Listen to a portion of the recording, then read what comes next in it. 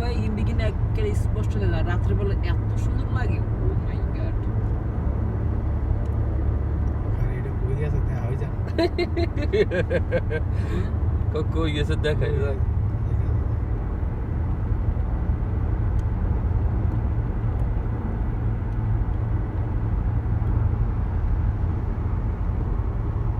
fence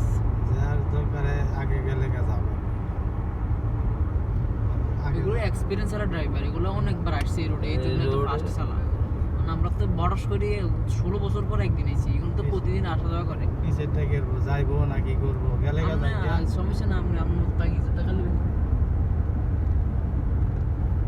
একটা পুরুষ বেড়া মানুষ ভিডিওটা আরো সমস্যা